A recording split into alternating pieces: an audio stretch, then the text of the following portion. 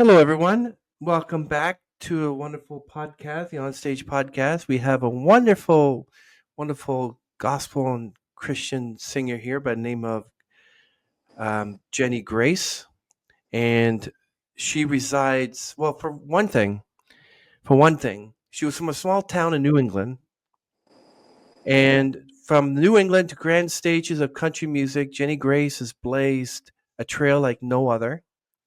At 17, she left home to serve in the Army Intelligence Corps. Thank you for your service. Proving her resilience and dedication before discovering her passion for music. After college, she immersed herself in the guitar and piano, leading to a music career that has captivated audiences worldwide like me. Grace's breakthrough moment came in 2021 with the release of her single Ghost, which is beautiful, by the way, catching the attention of Spirit Music Group's production house for TV and film placements. That same year, she signed her first publishing deal with the California label. Her artistry reached new heights in 2022 when the music video for Ghost premiered on the Country Network, placing her alongside household names like Jelly Roll. That's awesome. Wow. In 2023, Grace's star continued to rise as she opened for Neal McCoy in Ohio, mesmerizing an audience of over 2,000 people. Neil himself praised her powerful vocals and undeniable artistry, with influences spanning from Brandi Carlile and Chris Stapleton to Lana Del Rey and Zach Bryan. Jenny Grace has crafted sound uniquely her own. Americana at its core, but infused with cinematic depth. Wow. Amazing. So, your voice is reminiscent of Martina McBride, Faith Hill, and Emmylou Harris, and you possess a range so deep and dynamic that you could seamlessly transition to R&B and pop, masterfully delivering any genre with effortless grace. Beyond your music and behind is that Jenny Grace's heart beats for service. Having come from the veteran community, she actively gives back through performances at Wreaths Across America, the Paralyzed Veterans of America Gala in Washington, D.C., alongside Martina McBride. So you actually met her. Yes, she was on the other stage when I was down at the event for the PVA Gala. And yeah, so that was really exciting because I grew up listening to her music. So, really great singer. Wow. So, and also Nashville VA Medical Center and the Wounded Warrior Project, your philanthropic spirit also extends to your work with Shine a Light in the Dark, a Texas based nonprofit inspiring youth in Tennessee and Texas to chase their dreams. Wow. So, welcome to the show, Jenny, and thank you for your service once again. Um, I really appreciate the chance and the opportunity to interview you. I'd like to ask you, can you go back to the beginning? Being originally from Connecticut, how did your upbringing influence your music and lyrics? Sure. So, I am from coastal Connecticut, but I spent most of my winters and my weekends in Vermont.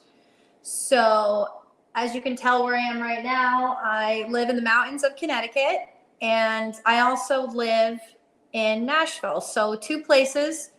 Family still here in Connecticut, got many roots in New England, Vermont, but been living in Nashville the last 4 years.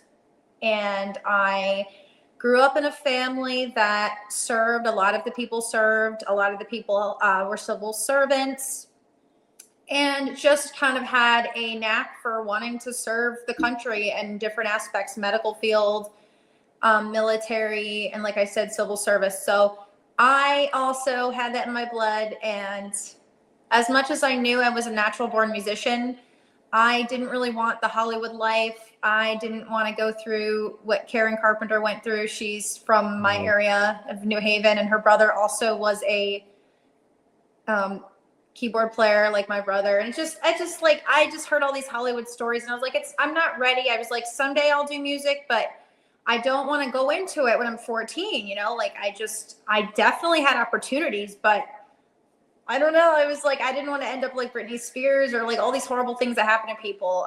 It was just like, you really have to have supportive, like people around you if you're going to be that young to do it. So I knew I wanted to get life experience and kind of like serve like the rest of my family did. So. Wow.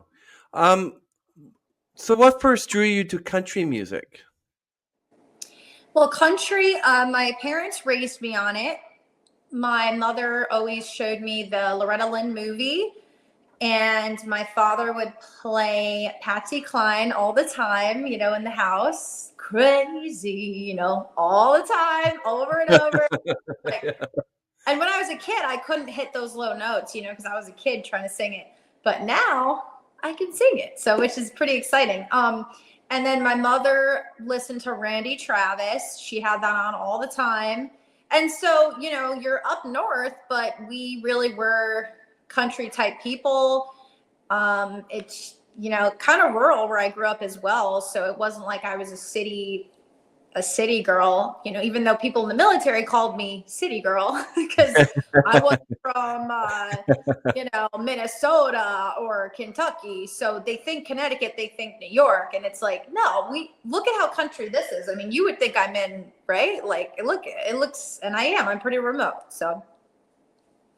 Yes, it must have been some, like when you were growing up and music wasn't even like, you said that most of your family was kind of crazy. Patsy Well, Cline. they were listening to Patsy Cline. Yeah. That's her song. That's Patsy Cline, Yeah, I know. And Yeah. what was the defining moment in your life when you knew that, okay, music was my true calling? Well, that's a good question, actually. I really was having a hard time adjusting from military life into civilian life.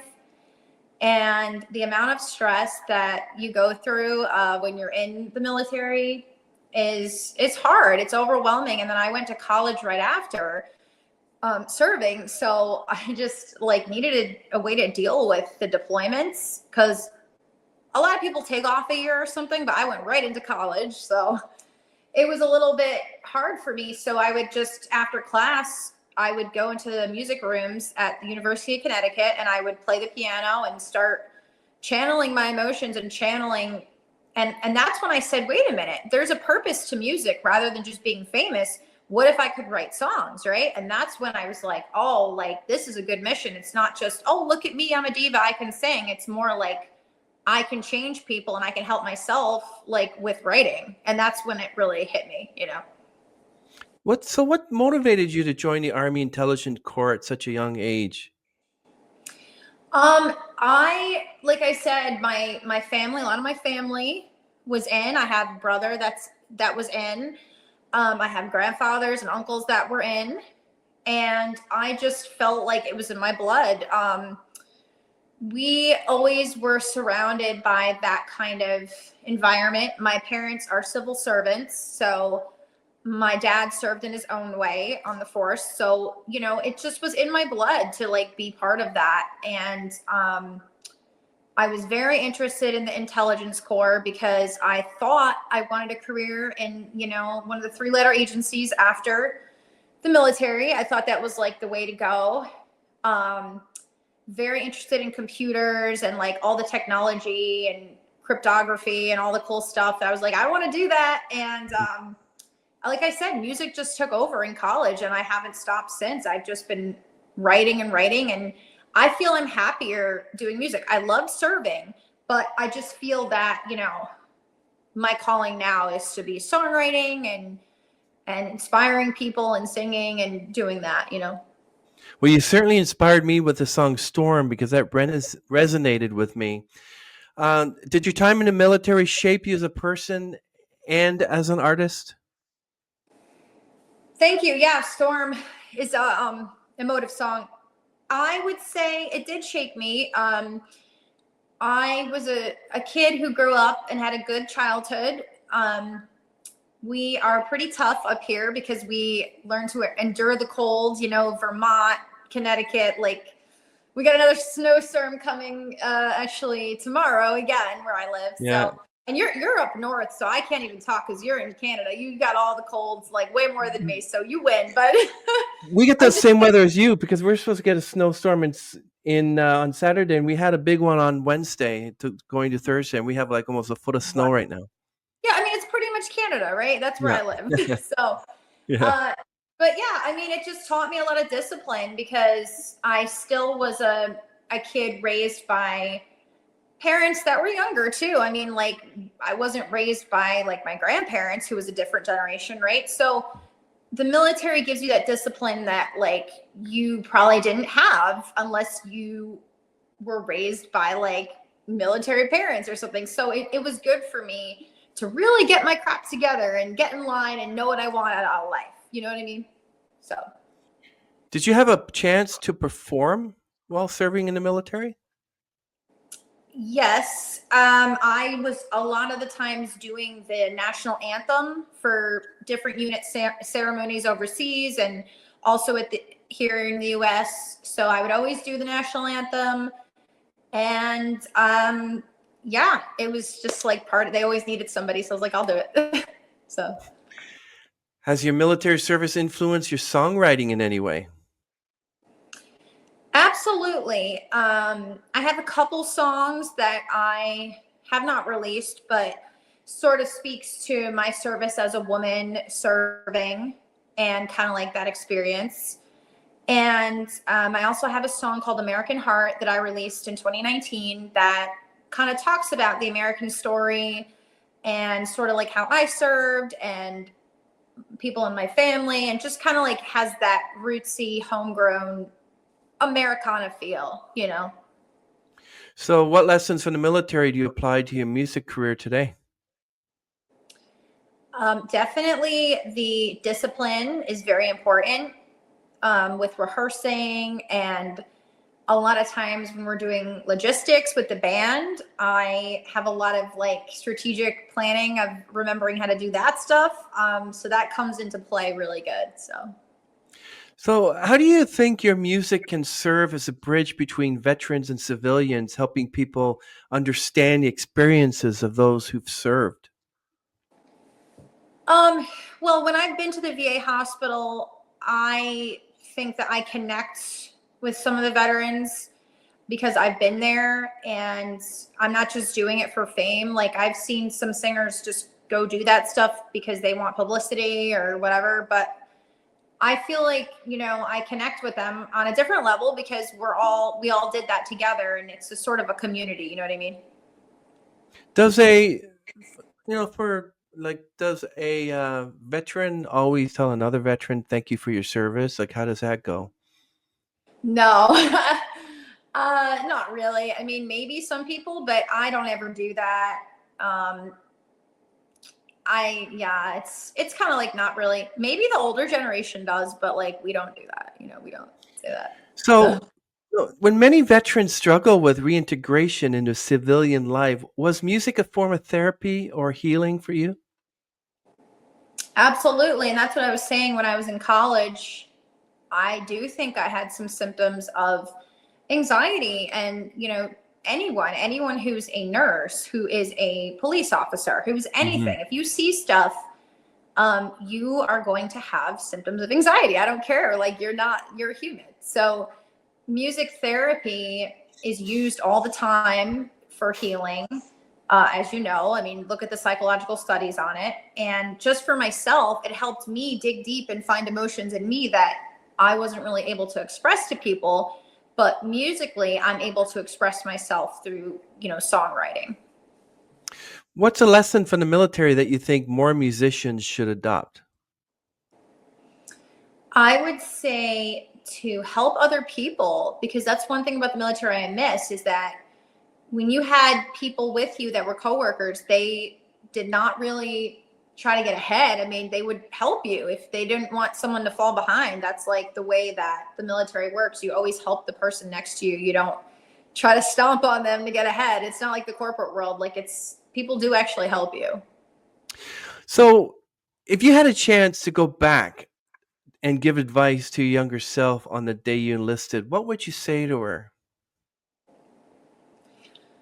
I would, just tell her that you're going to do great things and, you know, you're going to accomplish what you really wanted in your heart, but were too afraid to accomplish, which that is music. And it's okay for you to go for it. Because we're afraid to go after our dreams when we're young. It's like it's like, oh, I don't deserve that. I know what you're talking about, Jenny, because when I was 8 years old, I know it's a big Star Trek fan. I wanted to be the doctor in the spaceship. I wanted to be an astronaut, but I would sing musicals and songs on my living room rug with my brother. We do the entire Jesus Christ Superstar soundtrack. Uh, we would do everything, and yet it never occurred to me, so, okay, this is what I want to do. I should get into music and be a tenor because I only started singing the last 10, 15 years. But it was never like music over here, but then, I want to do this. I want to be a police officer, blah, blah, blah, blah, but never said I want to do music. So it's kind of weird. It's kind of strange. What has been the biggest personal sacrifice you've made for your music career? Was it worth it? Biggest sacrifice would be not really spending a lot of time with family and friends because I'm on the road and I'm missing a lot of things and I feel bad, but you have to go to your events, you have to go to your concerts. Yeah, I can understand that. So you're recording at the Carriage House again. What makes that studio special to you? This I've never recorded there before actually. I've had rehearsals there.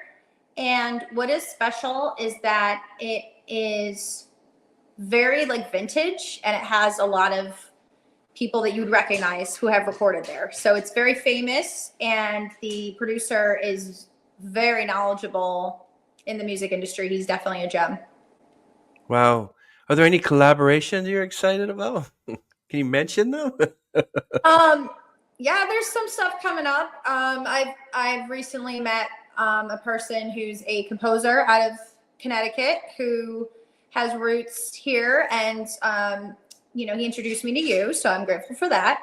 And we're working on a song together, and I'm really excited about it because I can't say too much, but I can say that it it's composed of elements of country that I really, really like and that you don't often hear on the radio anymore. You might have heard it a while ago, but it's like very, very good. And it's funny because only one person wrote it and it sounds like a lot of people wrote it because it's got like that real Nashville vibe to it. So I'm excited to show it to you when it's out.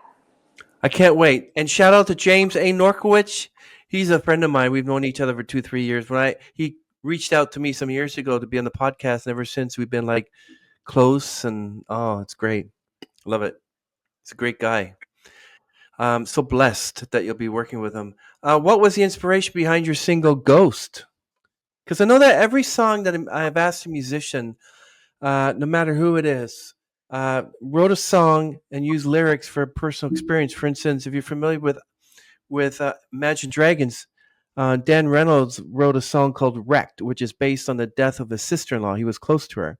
So, what's the inspiration behind your single "Ghost"?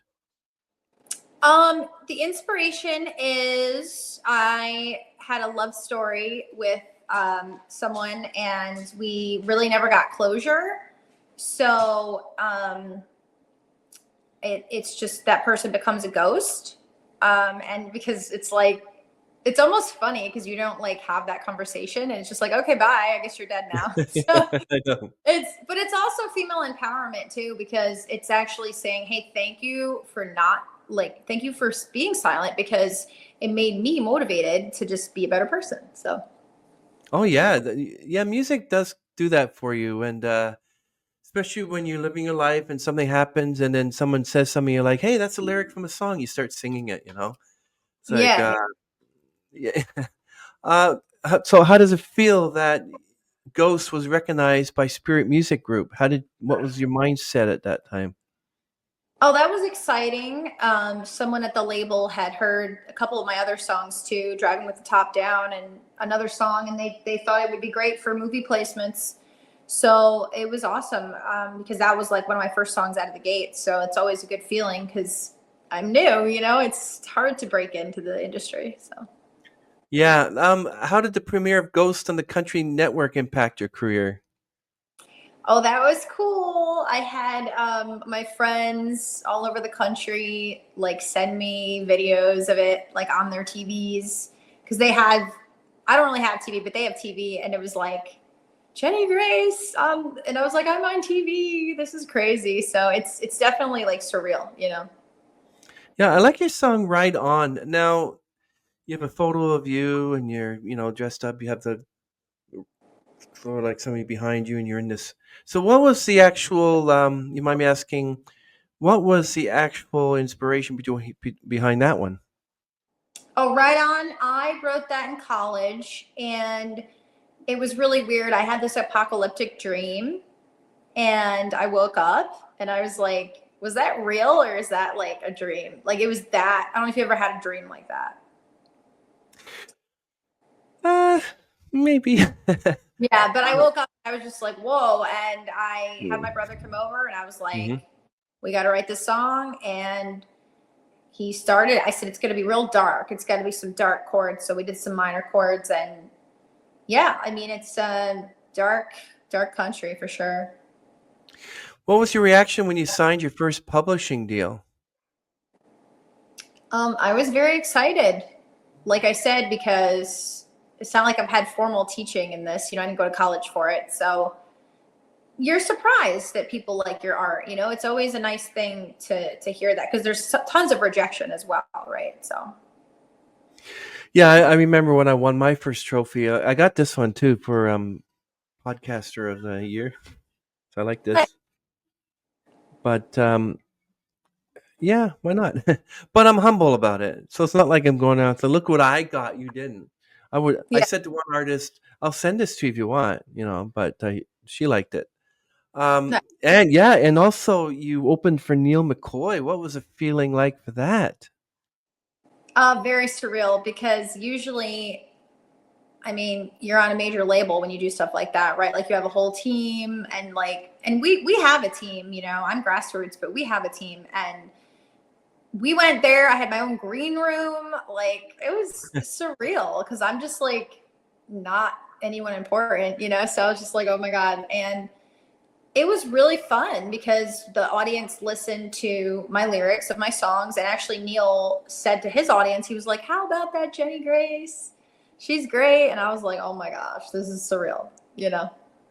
Yeah, you actually had praise from Neal McCoy himself. I can imagine if I had Josh Groban watching me sing, or even Andrea Bocelli watching me sing in the audience, and I'm like, "Wow!" And they come up to me and said, "We like what you, it'd be great." So Yeah. Neal McCoy, like, how did that feel? Wow. I mean, he's a legend too, right? Like he's not like a Yeah. new country singer. He's been around. He knows everybody. He knows Blake Shelton. He's one of the guys. He's one of the old industry cats. So it was good to hear that because I'm not the most southern girl. I'm not from Georgia, but I'm glad that he liked my version of country because that's always a compliment, you know. What can fans expect from your upcoming tour in 2025? Well, we're excited because we hit the road in April for Jenny Grace and going to be in Texas, going to be in Oklahoma, Pennsylvania, Virginia, all over. And I just love meeting new fans. I'd like to show them my new merch. We're going to have some new merch out there, and I'm going to try to meet everybody that I can, you know, after the show. I'd love to do that. I'm really looking forward to Texas because we have a big festival out there. That's So, exciting for you. Wow. New people, new venues. Wow, I can yeah. imagine the feeling. It is. It's a lot of work being on the road. It's a lot of stress, but it's good stress. You know, you just have to balance yourself. I can understand that. How do you like prepare for live performance? What exactly are the rituals that you go for? Um, well, I try to keep in shape. I try to do fitness like lifting weights, running. Um, I, you know, eat very healthy. It's kind of like being in the military. Everything I did in the military when we were out in the field, you know, just getting ready for that. And you know, surround yourself with good people. Like I'm very happy my band is everyone's friends. You know, have a good time on the road. We do fun stuff together. It's fun. It doesn't feel like work. So You find your band more like a family than your own family? yeah, exactly.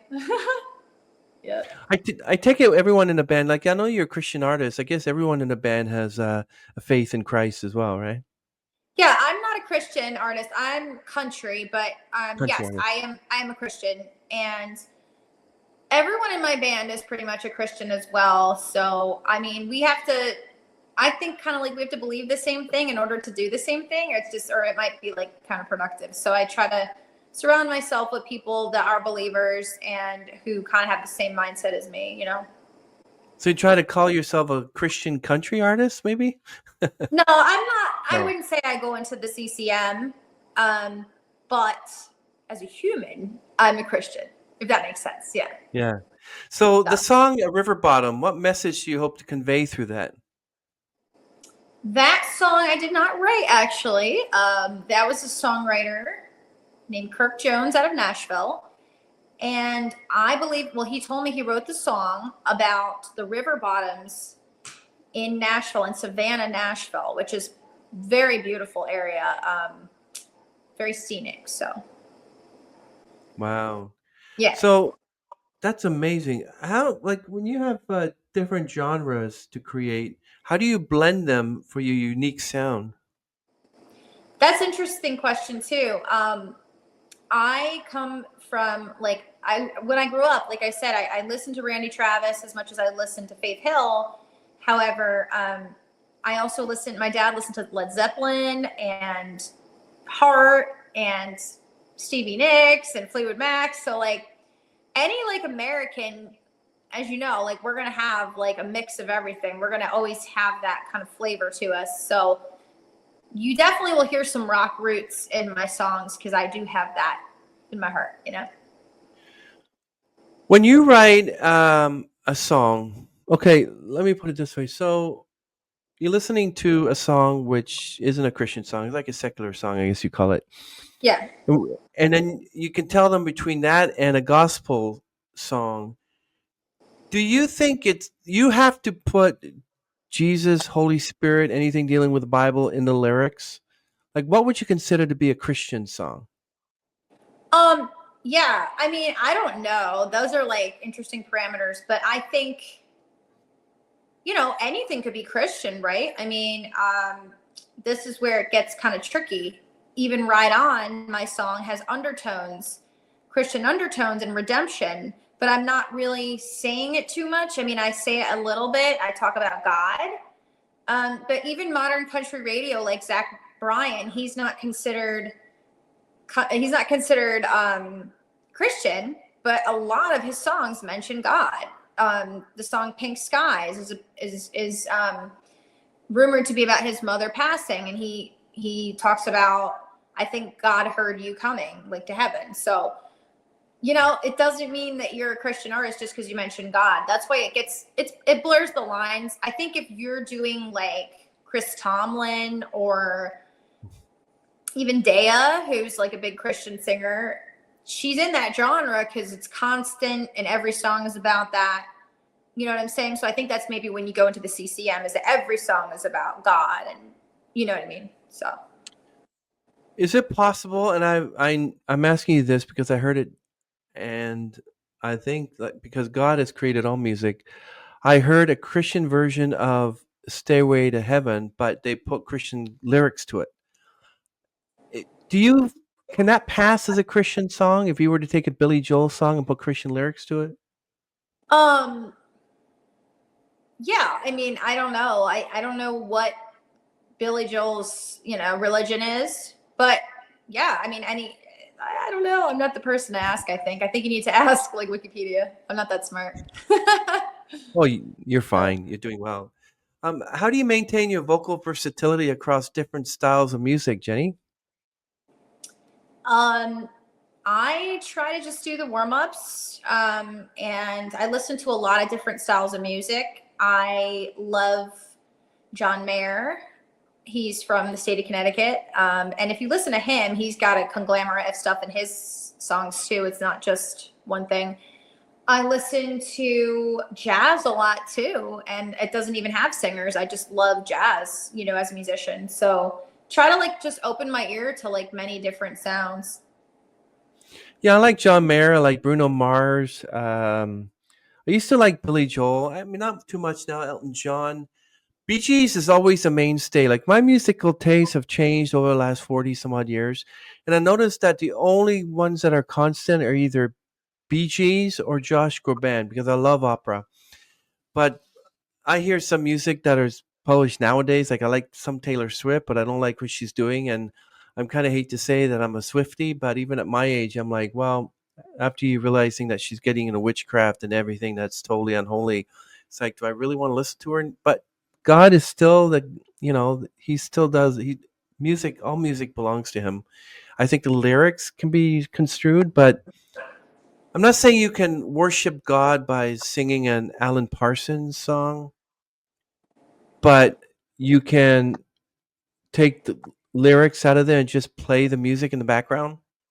I think the lyrics really make the song. Do you think that like what sets your voice apart from other artists?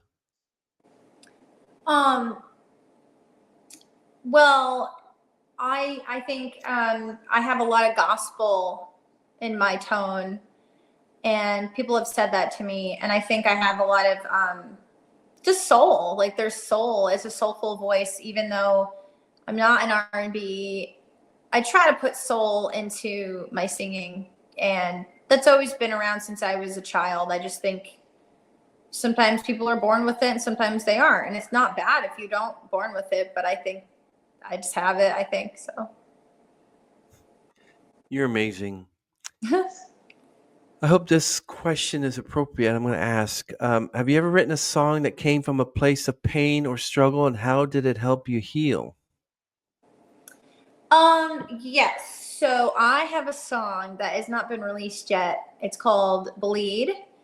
And it was so sad, like this breakup I went through. And it's like, there's nothing you can do to fix it. So it's like, let's write about it. And it's like a lot of the lyrics are like, all I do is bleed in the chorus. And it's, you cut through the heart of me. So it's very, very croony country, very sad. And it's powerful though. And people that have heard it are like, oh my God. And it's not released yet, but there's power in that emotion. Even though I had to go through that emotion, it made for powerful music. And I can't wait to release that one. Well, I asked you a question because of the song Storm. What's the experience behind that? Is that through a place of pain or struggle? Yeah, Storm actually came to me when I was in college. And like I said, I grew up in Connecticut where it was very windy, rainy, and cold most of the year. I mean, it's just miserable a lot.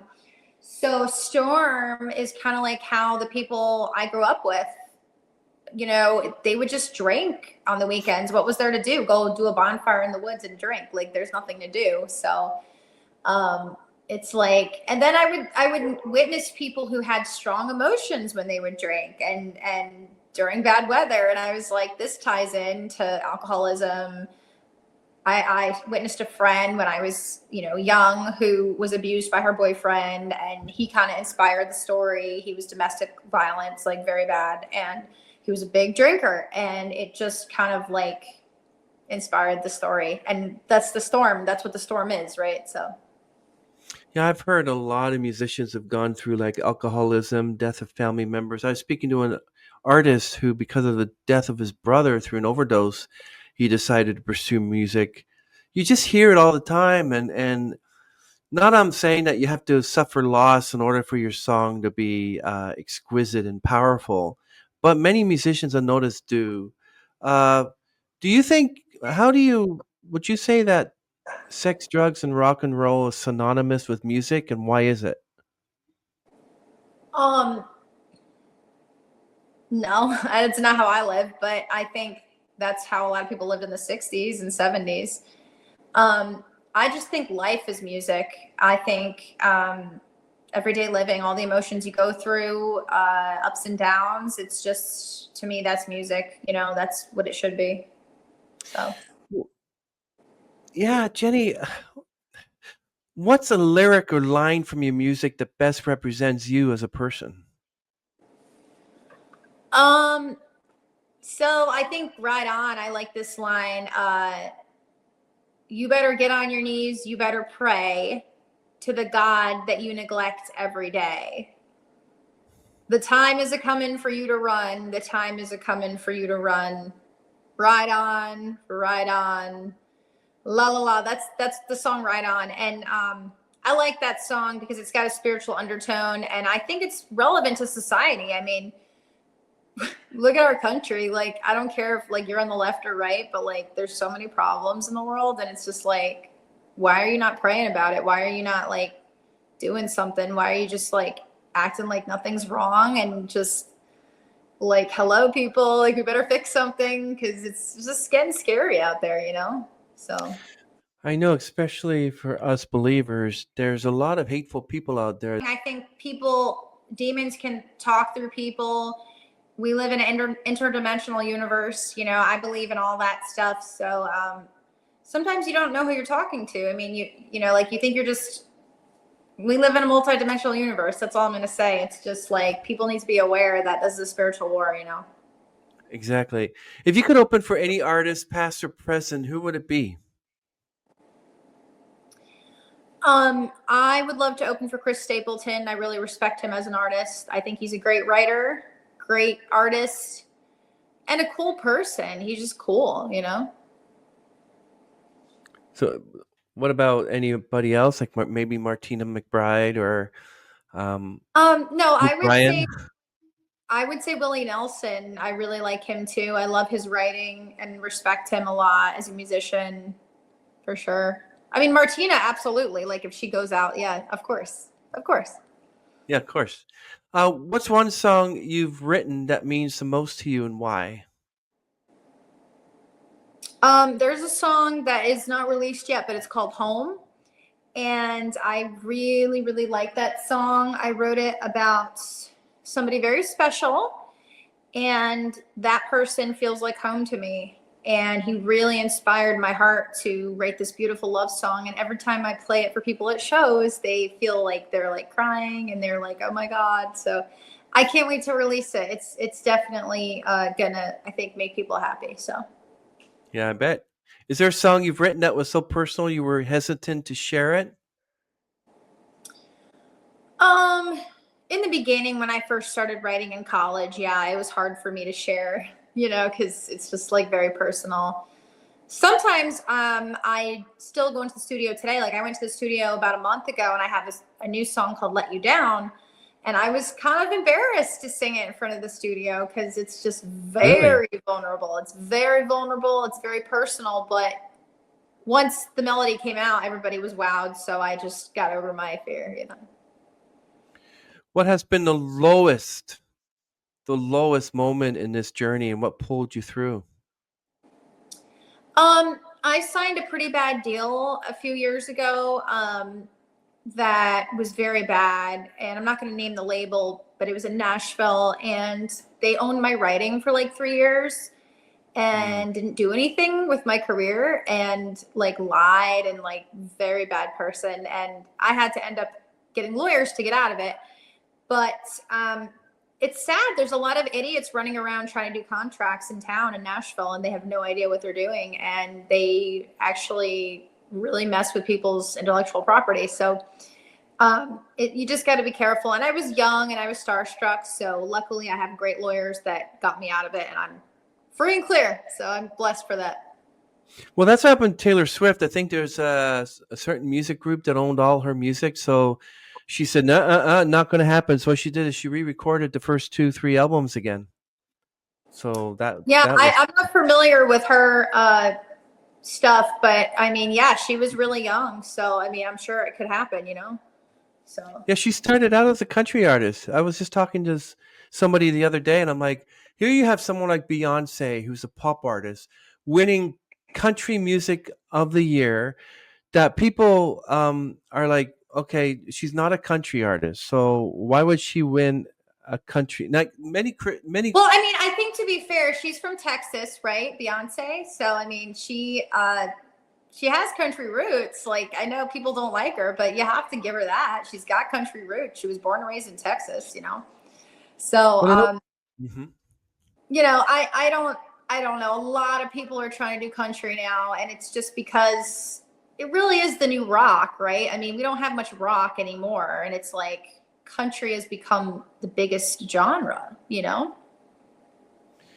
Yeah, I know that Taylor Swift started off country because there's a couple albums where she's, decked out in her country outfit and she's wearing a cowboy hat and everything. And now look where she is. I Yeah, mean, I think that was her only way in back then, because I don't think she would have made it as a pop artist. Like, she doesn't have a big voice at all. So, I mean, where would she fit? That's why I think country was smart for her, because to be a pop girl back then, you had to have a Christina Aguilera voice, and you had to be able to dance like Britney. And if you can't do that, where would you go? So I think it was probably smart for her to go to country, because I don't think she would have made it as a pop artist then. that's interesting you say that. Now, I'm going to tell you something. Britney Spears is a soprano, so if she wanted to, she could pursue opera. Oh, I know You that. met- I know. I'm very familiar with her vocal, and it's sad what they made her do, because she has a beautiful belting voice. So, yeah, Christina Aguilera is a mezzo soprano. Um, have you figured out what your tonal range and vocal voice is? Have you discovered? Are you a soprano or an alto or contralto? um, What are you? yeah, I'm a soprano. My great grandmother was a coloratura, so I think I got her genes. And I've actually done opera before. I did it a little bit as a kid. I can do it, but obviously I don't do it anymore. And I'm not familiar with all the, flavors. Yeah, I know that some people have called me a spinta because I belt in the soprano range, but I'm actually not a mezzo, because Martina's a mezzo. Carrie also, I don't think she's a mezzo. She's in between a mezzo and a soprano, because she's super high too. So yeah, I mean, I sometimes jump into alto though, so that's why I don't believe like all these things like, oh, you're an alto, you're soprano, because what about like Faith Hill? Like, remember, like her, she was super high range and really low, so it's like she could be considered an alto and a soprano, right? So do you think there'd be any time in your life where you might actually release an opera album where you're just singing in soprano opera hits? I don't think so, because I like belting too much, like, I mean, I did you know Phantom of the Opera. I used to mess around with that when I was in college, and my brother would play the piano, and it was like, how's the song go? Like, you know what I'm talking about, the one from Phantom, not the main one, but like the one that they sang. Do you know what I'm talking about? No. Okay. Yeah, I mean, there's like a whole. I could do a rendition for you, probably laugh. Like, I definitely can do it, but I just don't. I don't use it. I'm not going to go on Broadway anytime soon. So. Yeah, I know a soprano, but she refuses to. She's a Canadian artist, and she refuses to sing opera. And I asked her if she was able to perform on my podcast, but she said no because I asked her to do like opera, and she doesn't do that. She mostly sings like pop, but she's got a beautiful voice. And I'm surprised. It's like a lot of people say, "No, I will not sing opera." I said, "Why not? Like, what's wrong, Les Miserables? What's wrong with Tosca? You want to What's hear this? wrong?" You tell me if I sound opera. Ready? I'll show you a little tiny line, okay? Okay. Flowers fade, the fruits of summer fade. They hit the season, so do we. If you ever find a moment, stop and think of me. Yeah, so I can do it, but I don't do it. I recognize that from, what is that from? Phantom of the Opera. Phantom of the Opera. Yes, yes, yes, yes. So I I love mean, that. maybe I should have like been on like I should have went on Broadway. I missed my calling, but I did not have wealthy parents that could drive me to the city and like do acting classes. Because to do, as you know, to do Broadway, you got to have a lot of money to get in there. It's very competitive. It's very hard. And I'm not the best dancer. I cannot dance like they dance. So Well, I'll tell you one thing: you could be a really good Christina Dene. That's all I know. I'd be like, Christine Daae. Yeah, and you know what's yeah, funny? Christina Dene. People like don't understand Loretta Lynn, great singer.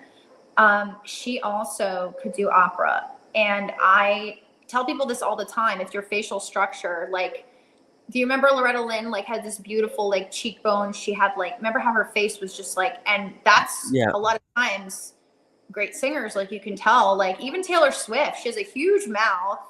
And I'm not saying she's the greatest singer. She is a good singer, but you're just born to be a singer. She just built like that. She's got like the structure and all that. And it's interesting, you know, you look at singers and a lot of them, they have that, you know what I mean? Like look at Mariah Carey, she's freaking huge chamber, yeah, huge, yeah. amazing singer, you know?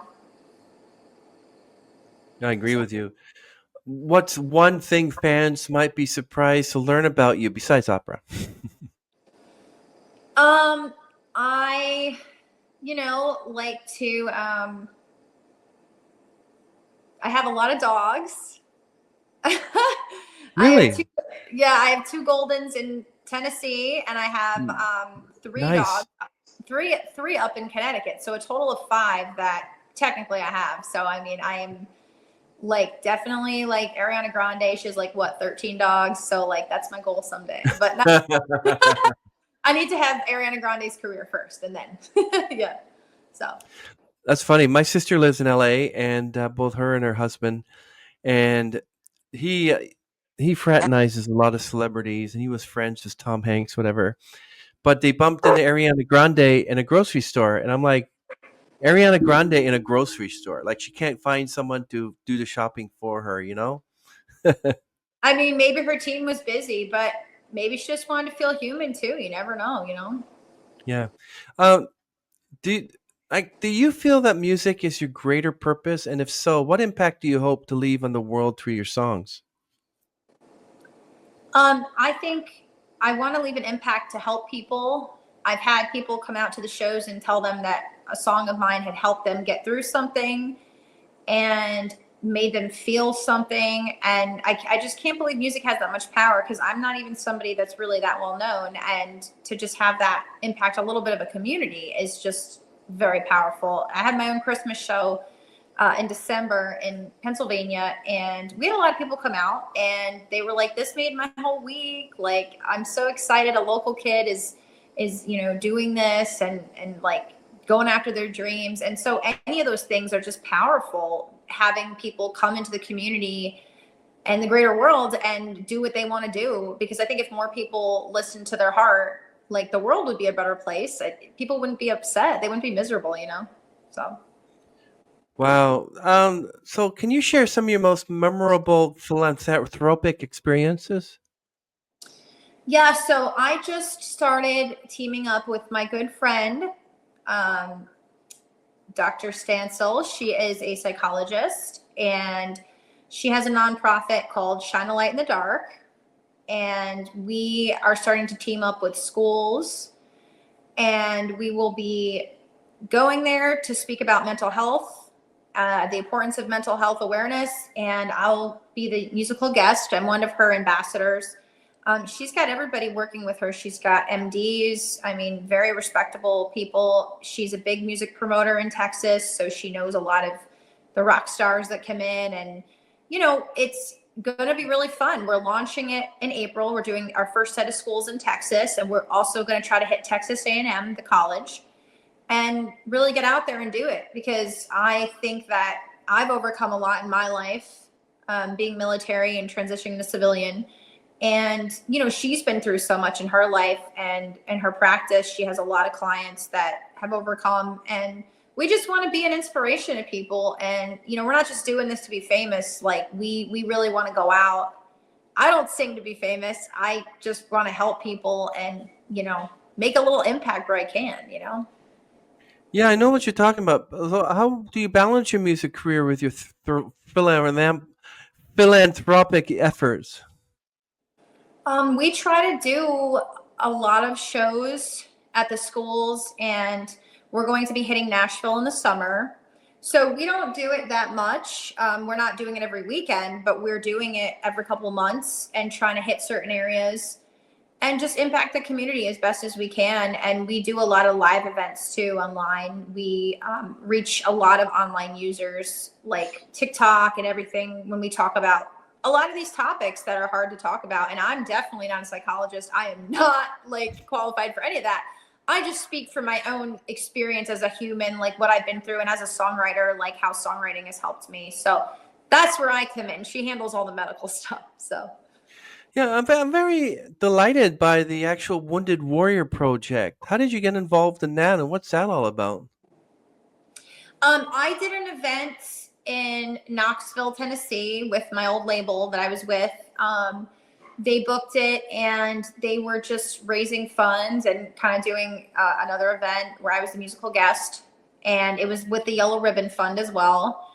And they had a lot of veterans that had been on multiple deployments, like 5, 6 deployments, very wounded physically, everything, just, and it was very good for me to see that though, because you know I had been around the people in my unit, but like I had not been around too many of these people that like had 5 or 6 deployments and like they don't have a leg, or like it's like hard. Their lives are very hard, and if you can be a little inspiration for an hour as a musical event and your songs resonate, um and you inspire someone, then I feel like I was doing my mission, and I love people that serve though, because they're like the best people in the world. These people are like most selfless people. So Yeah, so when you uh-oh, there's your dog. I What told you I dog? had a lot of dogs. They're getting hungry. Um, what about the Paralyzed Veterans of America Gala in Washington D.C.? You did this alongside Martina McBride. Wow, can you give me a little bit more information what that one was about and what it was like to work with one of the giants in the country industry? Yes. So Martina had a great career. She still does. One of the really, really pioneers, paving the way for us new country singers. She's just really a class act to this day. She's never done anything that you're like, oh, what a bad person. Like, she's always been like a class act, and a great singer. Beautiful woman too. So my management roster that I was on, they had booked it, and they were looking for a lot of people, not just country singers. They wanted influencers. They had women astronauts there. Like, literally, I can say I met an astronaut. Like, it was insane. Really? Wow. Yeah, they had a sportscaster, pretty famous girl, and then they had me, and then they had Martina. So obviously, I was on a separate stage with Martina, but I heard her sing. She had her band from Nashville, and it was great. I mean, it's just nice to see, like, being like, you just feel like, okay, like, wow, I can say that I was on the same bill as Martina. And it's funny because I'm not like on some big label. I was on a management team, and great management team that got me the gig. But, I mean, it just goes to show you that, grassroots stuff, you keep doing it and you keep trying, and eventually you're going to crack at something. Um, if someone wanted to crack in the industry, like for instance, they want to do what Jenny Grace does, what advice would you give to aspiring musicians, especially veterans? What would it be? I would say to find your niche in the genre of music you want to go to. Find what you like doing. Do you like writing songs? Do you like singing? Do you like playing an instrument? Try to do all that and work at it. You got to work at it. I mean, I worked very hard at my singing for years to really be able to be a country singer. It's not like just easy. You can't just go do it and expect to like get famous. Like, it's a lot of work and you have to really want it. And I try to work really hard. Do you think you would ever touch artificial intelligence to create music or add your voice to, like you and David Bowie, for instance, in a duet?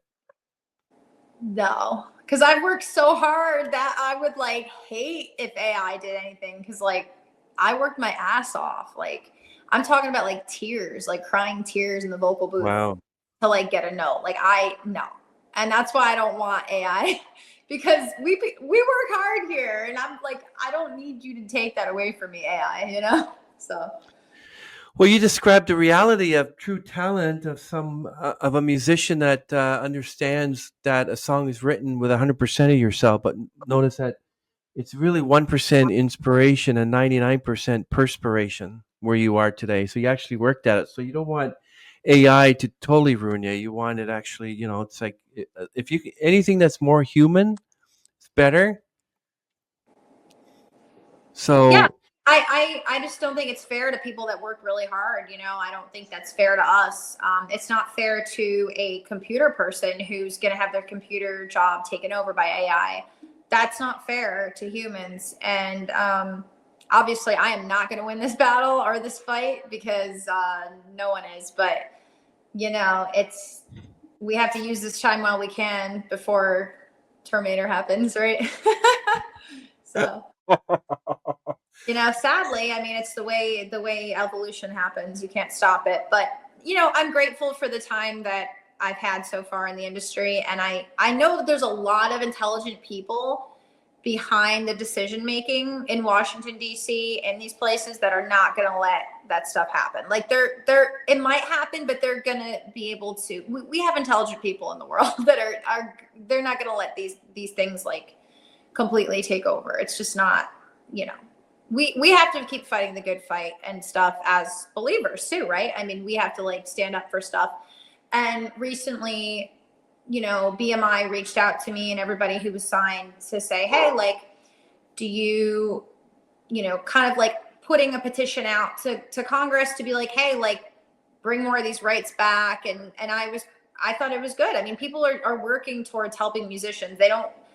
I think even our current president, he was instrumental in helping Taylor Swift with some of the Spotify stuff years ago. I mean, he understands, and we're having progressive thinkers now like come in and fix a lot of stuff. So I have hope that it'll be okay, Well, thankfully you're going to be working with James Norkovich, and he's true to his word, and he's a wonderful, wonderful friend, and yeah, I love working with him.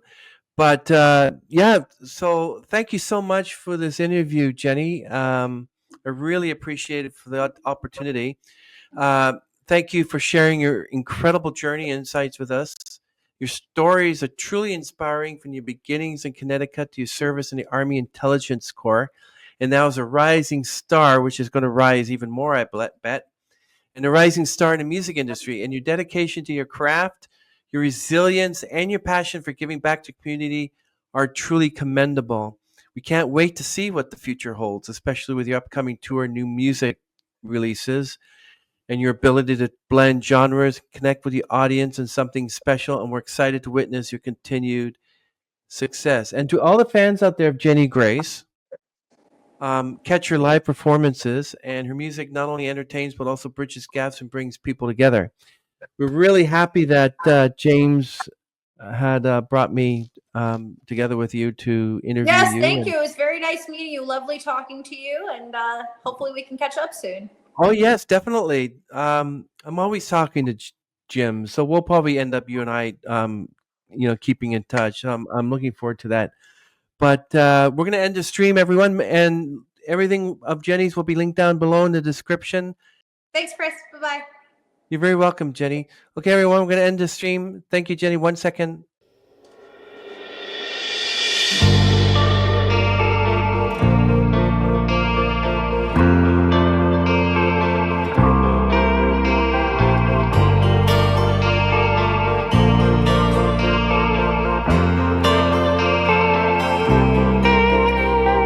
Dark skies are coming through, your lightning strikes and it's nothing new.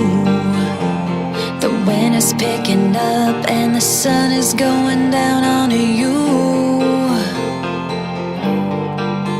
Moving on with someone new, what we had is in the rear view. I wish we could go back, but there's nothing we can do. I feel a storm coming, I feel the earth moving.